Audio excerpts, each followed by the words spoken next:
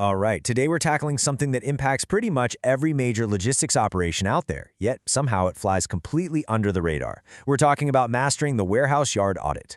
If your yard operations feel like a complete black hole of wasted time right now, well, this explainer is absolutely for you.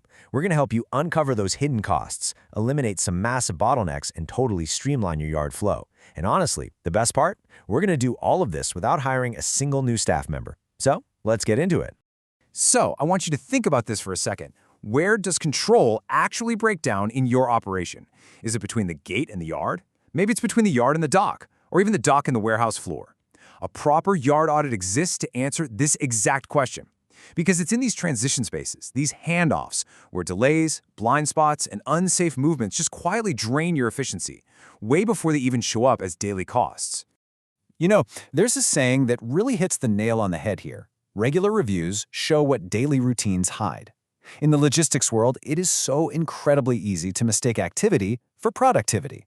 We love to say we're super busy, right? But honestly, that busyness is frequently just a mask covering up the true inefficiencies in our supply chain.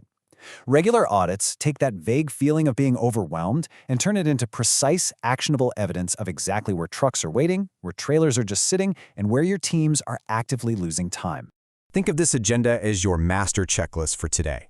We're going to physically follow the journey of a trailer from arrival to exit. We'll hit audit cadence, gate operations, yard space and tracking, dock coordination, safety and compliance, and wrap up with turning findings into actions. Okay, starting with Section 1, Audit Cadence, establishing the baseline.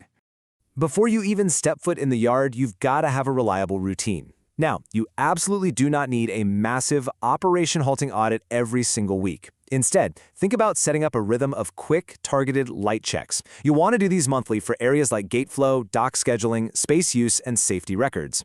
Actually, for system data quality, you should probably do a light check weekly. Then, you contrast those quick pulse checks against deeper, comprehensive full checks every single quarter across the board. This cadence is exactly what keeps your data fresh and your operations sharp without burning out your team. Moving on to Section 2, Gate Operations, where the journey begins. Listen, the gate is literally your most critical bottleneck. If that initial entry is slow, every single downstream team is going to start their shift late, period. So it is absolutely crucial to maintain this ideal sequence. Step 1, a scheduled appointment. Step 2, a lightning-fast check-in. Step 3, designated yard parking. And Step 4, a clear dock assignment. Breaking this sequence? Well, that's exactly what turns a simple trailer move into a chaotic, massive search mission. When unscheduled arrivals show up, they instantly create yard congestion and force your dock teams right into reactive mode. So, to keep that flow intact, here's your gate checklist. First, you need to verify your scheduled arrival slots. Second, you really have to measure your check-in process strictly in minutes. Honestly, digitizing this step alone can save a ton of time. Next, record your queue length by the hour. Why? Well, if you see a 5-truck line building up at 7:30 a.m., that almost always points to a scheduling problem, not a gate staffing issue. And lastly, for sure, always confirm the exact vehicle and trailer ID. Getting bad ID data at the gate just guarantees terrible trailer tracking everywhere else. All right, Section 3, Yard Space and Tracking, Finding the Blind Spots. Following our trailer out into the yard itself, we're entering a zone where a simple lack of visibility turns smooth operational flow into really expensive idle time. I want you to let this phrase sink in. Temporary habits become permanent capacity loss. I mean, have you ever seen a trailer parked in a blocked bay or just shoved into a dead corner just for now? We all have. But here's the thing. When a team does that, they're actively draining your available yard space. You really have to map out your inbound lanes, your empty zones, and your restricted areas, and vigorously police those so-called temporary parking habits. And tracking those trailers is where the real divide happens.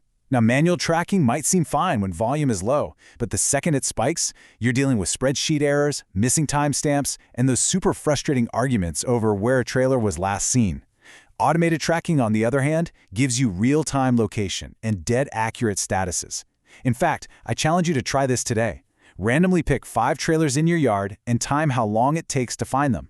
A real-time digital tracking system will instantly beat phone calls, radio checks, or making someone physically walk the lot every single time. Next up, Section 4, Dock Coordination, the Critical Handoff. This physical handoff relies entirely on having accurate gate and trailer data.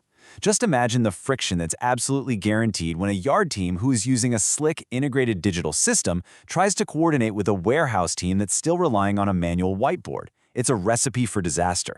When two teams don't share the exact same operational status, a single bad handoff can completely freeze a door. Total alignment across teams is just non-negotiable.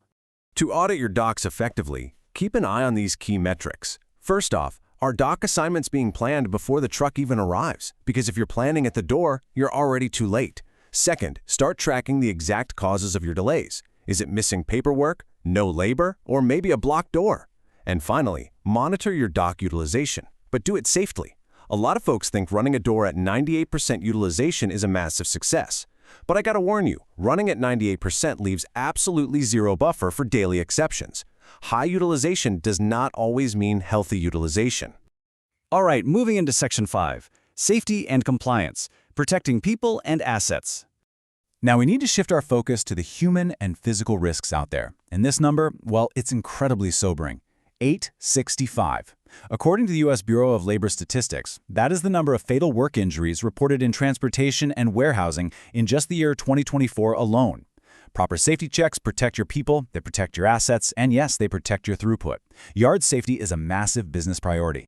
To prevent those risks, safety can't just be a box you check for the compliance auditor. You've got to enforce physical access controls, literally link your gate rules to physical access.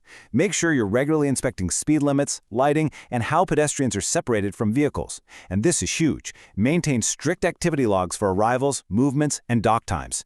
Missing logs severely weaken your compliance, and they hide dangerous patterns.